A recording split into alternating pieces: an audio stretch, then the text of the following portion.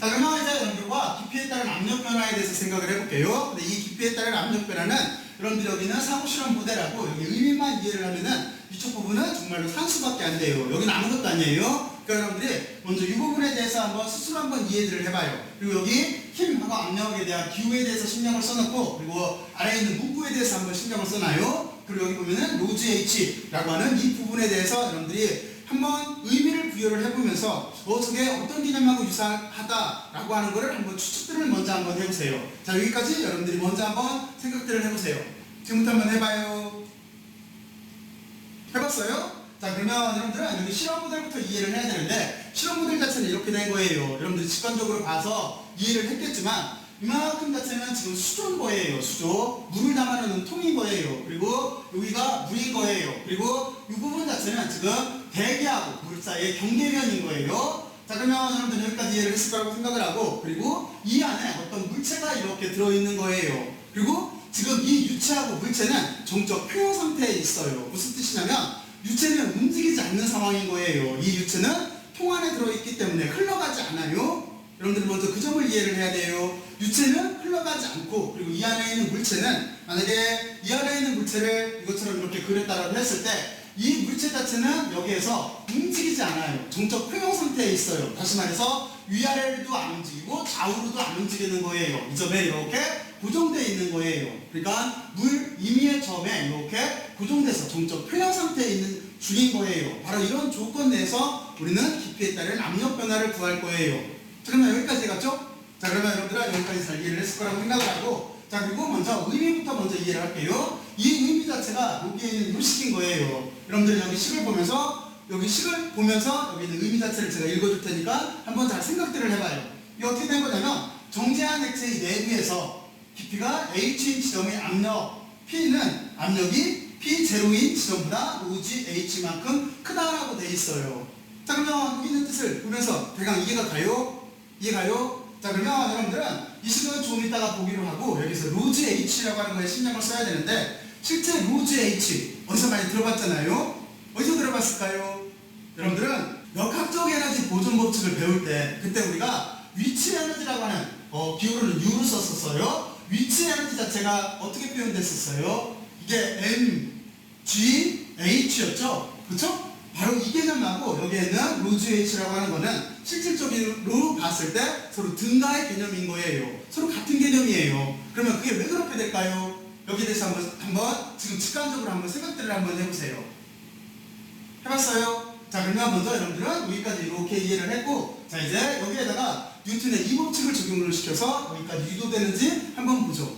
여기를 어떻게 유도를 하면 되는 거냐면, 여러분들은 먼저 자유물체 그림을 그려야 돼요. 자유물체 그림을 그리려고 하면은 먼저 좌표를 잡고, 좌표는 여기를 기준점으로 이렇게 잡겠대요. 그리고 나서 이 물체는 지금 질량을 그냥 여기서 보면은 M이라고 이렇게 할게요. 질량은 M이라고 이렇게 보고, 그리고 우리는 여기서 힘을 찾아야 되겠죠. 힘은 지금 이 물체에 미치는 힘은 어떻게 되는 거냐면, 압력이라고 하는 자체는 유체 속에서 서로 수직 방향으로 미치게가 돼 있어요. 그렇잖아요? 접선 방향의 힘은 없다라고 했잖아요. 접선 방향의 힘은 없고 수직 방향으로 힘을 받게 돼 있어요. 그랬을 때 실제 힘은 여기서 보면은 수직 방향이니까 여기도 받을 테고 이쪽도 받을 테고 옆면도 받을 거예요. 그렇죠? 옆면도 이렇게 받을 거예요. 근데 지금 옆면의 힘은 그리지를 않았어요. 왜 그랬을까요? 옆면의 힘은 서로 크기는 같고 방향이 반대인 거죠. 다시 말해서 이쪽에서 이렇게 미는 힘이나 이쪽에서 반대로 이렇게 수직으로, 이 면에 수직으로 미는 유체의 힘 또는 압력 자체는 서로 같아서 크기는 같고 방향이 반대이기 때문에 이쪽은 그릴 필요가 없어요. 그래서 우리는 경계면을 중심으로 위쪽과 아래쪽으로 이렇게 나눠서 생각할 수가 있는 거예요. 자, 그러면 여기까지 이제 힘에 대한 논리가 이해갔죠? 그리고 힘은 이렇게 미칠 거예요. 틀림없이 이 물체가 질량체이기 때문에, 그렇기 때문에 아래쪽으로 이렇게 중력이 작용을 할 거예요. 그렇죠? 자, 그리고 또 한 가지는 위에서 물이 이렇게 누르는 힘이 있을 거예요. 그걸 우리는 F1이라고 썼어요. 그리고 또 하나, 실제는 여기에서 보면은 떠받치는 힘이 있을 거예요. 그렇잖아요? 그 힘을 우리는 F2라고 이렇게 쓴 거예요. 자, 그러면 힘은 여러분들 이해가 갔죠? 중력이 있고 누르는 힘이 있고 받치는 힘이 이렇게 있어요. 그러면 힘 자체는 하나, 둘, 세 개로 표현이 될 거예요.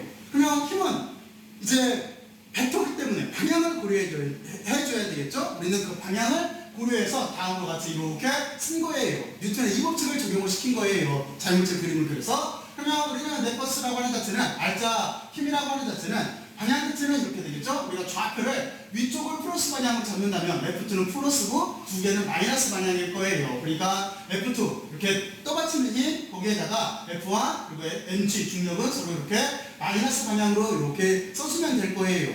그리고 원래는 여기에 ma를 써줘야 되겠죠. 그렇죠? 그런데 지금 어떤 조건이에요? 이 물체는 힘의 평형 상태에 있는 거죠. 정적 평형 상태에 있어요. 그렇기 때문에 움직이지를 않아요. 그래서 가속도가 0이니까 그냥 이쪽을 0으로 이렇게 써준 거예요. 자, 그러면 여기까지 뉴턴의 법칙을 이용을 해서 드디어 운동 방정식을 세웠네요. 그러면 입시까지 찾았으면 직제를 다 찾은 거죠. 여기서부터는 어떻게 하면 돼요? 눌리는 점만 시키면 되는 거예요. 자, 그러면 우리는 이렇게 쓸 수가 있어요. 이 힘이라고 하는 자체는 우리가 어떻게 쓸 수가 있냐면 유체 속에서는 여러분들은 압력이라고 하는 걸 이용을 해서 힘을 찾을 수가 있다라고 바로 앞에서 배웠어요. 그러면 압력이라고 하는 정의는 어떻게 됐었냐면 압력이라고 하는 P라고 하는 자체는 우리가 힘을 면적으로 나눠주면 됐었죠. 그러니까 힘이라고 하는 자체는 우리가 압력에다가 면적을 곱해주면 될 거예요. 바로 그 식으로 전개를 한 거예요. 그러면 틀림없이 여기가 F2니까 여기는 압력을 P2로 쓰고 그리고 면적은 만약에 아래쪽 면적을 A, 서로 면적이 같으니까 여기도 A라고 한다면 면적을 A로 써주면 되는 거예요. 그러면 이렇게 처리를 했네요. 그리고 여기 F1이라고 하는 자체는 위에서 이렇게 누르는 거죠. 그러니까 압력은 P1일 테고 그리고 면적은 A일 테고 방향이 반대이니까 마이너스일 거예요. 그렇죠? 자, 그러면 됐고 그리고 이 점은 뭐예요? 여기는 중력인 거죠. 그러니까 질량을 아까 대문자 m이라고 이렇게 했으니까 이 물체의 질량이에요. m이라고 했으니까 m에다가 중력 가속도 g를 이렇게 곱해주면 될 거예요. 그렇죠? 그리고 가속도는 없으니까 여기는 0으로 이렇게 쓰면 될 거예요. 자, 그러면 여러분들은 몇 시까지 이렇게 논리가 이해가 갔고 그 뒤는 우리가 압력을 구하기 위해서 P2점에서 이 점에서 압력을 구하기 위해서 이거를 위식에서 이쪽으로 다 넘겨준 거예요. 여기 1과 여기 P1과 여기 mg를 이쪽으로 넘겨준 거예요. 그럼 다음과 같이 이렇게 표현이 될 거예요. 자, 그리고 나서 이 식에서 볼 때 우리가 관점은 뭐냐면 압력을 구하고 싶은 게 관점인 거죠. 그러니까 이 식에 면적이 이렇게 들어있으니까 면적을 나눠준 거예요. 그러면 여기 P2는 P1 플러스 여기 면적을 나눠주게 되면은 A분의 mg 꼴로 이렇게 쓸 수가 있을 거예요. 자, 그러면 여기까지는 여러분들 쉽게 유도를 했을 거라고 생각을 하고 그리고 이 식에서 이 식으로 이렇게 바꿨어요. 어떻게 바꿨을까요? 여러분들이 먼저 잠깐 생각을 해봐요. 여기 이렇게 바꾼 부분 생각들을 한번 해봐요. 바꿨어요? 이 부분? 바꿀 수 있어요? 자, 그러면 여기는 어떻게 바꾼 거냐면 중력가속도 G는 여러분들이 중력가속도 G로 그대로 써줬다는 걸 알 거고 왜 이만큼 부분이 여기하고 M하고 같냐면 이건 이렇게 생각을 하면 돼요. 우리가 압력일 때는 유체일 때는 관성에 해당되는 텀이 뭐라고 그랬냐면 밀도라고 했어요. 그렇죠? 근데 밀도라고 하는 거의 정의가 질량이라고 하는 거를 부피로 나눠주면 됐어요. 그러면 질량이라고 하는 자체는 어떻게 쓰면 되겠어요? 질량이라고 하는 자체는 그러면 밀도에다가 부피를 곱해주면 되는 거잖아요. 바로 그 식인 거예요. 그래서 질량이라고 하는 자체를 밀도에다가 부피를 곱해준 식으로 쓴 거예요. 그러면 이만큼이 왜 부피냐면 부피라고 하는 자체는 3차원이잖아요. 근데 3차원이라고 하는 자체는 2차원에다가 1차원을 곱해줘도 되는 거잖아요. 바로 그 식으로 표현한 거예요. 그래서 면적 2차원에다가 여기 길이, 요 피차 여기를 1차원으로 이렇게 곱한 거예요. 그러면 틀림없이 이만큼 자체는 지금 요 물체 자체의 부피가 될 거예요. 바로 그 뜻인 거예요. 여기 이해갔죠? 자, 그러면 여러분들이 이렇게 바꿨어요. 자, 그리고 나서 여기는 어떻게 한 거예요? 이제 A라고 하는 면적 자체를 이렇게 없앤 거죠. 그러면 우리는 다음과 같은 식으로 이렇게 구할 수가 있어요. 이게 압력에 대한 일반적인 식인 거예요. 자, 그러면 여러분들은 여기까지 다시 한번 논리전개를 해봐요. 여러분들은 여기에서 두 가지를 잊어먹고 있으면 안 돼요. 어떤 거냐면 첫 번째는 뭐냐면 바로 이런 현상이 있을 때 우리는 뉴턴의 이 법칙을 이용을 해서 여기를 운동방정식을 기술을 할 거기 때문에 여러분들은 힘을 차해서 자유물체 그림을 먼저 그려야 돼요. 이 그림을 그린 다음에 그걸 논리전개를 해야 돼요. 그리고 이 안에 우리는 두 가지 개념이 포함되어 있는 거예요. 우리가 F = MA에서 힘이라고 하는 자체는 압력과 관계되는 식으로 표현을 해줘야 돼요. 그래서 힘이라고 하는 자체는 압력에다가 면적을 곱해줘야 되는 거예요. 그리고 질량이라고 하는 자체도 마찬가지예요. 유체 속에서는 밀도에다 부피를 곱해주는 텀이 들어가는 거예요. 바로 그 식을 이용해서 힘을 압력에다가 면적을 곱한 텀으로 바꿨고 여기 질량을 밀도에다 부피를 이만큼의 부피를 곱한 텀으로 이렇게 바꿔준 거예요. 그러면 여러분들이 여기까지 금방 논리전개를 할 수가 있을 거예요. 자, 그러면 여기까지 한번 해봐요. 자, 그러면 여러분들이 여기까지 잘 이해를 했을 거예요. 자, 그리고 이쪽은 뭐냐면 이쪽 식 자체를 우리가 조건에 맞게 이렇게 바꿔준 것 뿐이에요. 이쪽이 일반식이에요. 그럼 여기 조건 자체는 뭐냐면 여기에 y1이라고 하는 자체를 0으로 놨다라고 하는 요 말에 신경을 쓰면 되는 거예요. 그럼 무슨 얘기냐면 지금 물체 자체가 이렇게 돼 있고 여기가 기준점 0이었었잖아요. 근데 y1을 0으로 놨다라고 하는 자체는 이 물체를 이렇게 놨다는 소리인 거예요. 그러면 지금 이 물체 표면이 어디하고 접하고 있어요? 대기하고 접하고 있죠? 바로 여러분들은 이렇게 사고실험 모델을 약간만 변형시키면 이쪽은 쉽게 이렇게 유도할 수가 있어요. 자, 그러면 여러분들은 여기를 잘 이해를 했을 거라고 생각을 하고 이제 기호 처리는 이렇게 하면 되겠죠? y1 자체를 0으로 놓으면은 다시 말해서 이 부분을 끌어올려서 여기를 이렇게 맞춰놓게 되면은 그때 피 안에 미치는 압력, 바로 여기에 미치는 압력이라고 하는 자체는 대기하고 부딪히기 때문에 여기는 대기 압력이 될 거예요. 그리고 y2라고 하는 자체는 이 선체, 물체의 길이 자체는 변하지 않겠죠? 그래서 이 길이를 만약에 h라고 놓는다면 부호가 마이너스가 붙은 이유는 뭐냐면 여기를 0으로 기준으로 잡았기 때문에 그래요. 이쪽이 기준이기 때문에 여기를 h라고 붙였을 때 마이너스를 이렇게 붙여서 써준 거예요. 좌표기에서 그렇게 쓸 수밖에 없잖아요. 바로 그렇게 써준 거고, 그리고 우리가 P2라고 하는 자체는 여기는 굳이 P2라고 안 쓰고 이쪽을 대기압으로 이렇게 놨기 때문에 여기를 그냥 압력, 우리가 구하고 싶은 압력 P로 이렇게 놓은 거예요.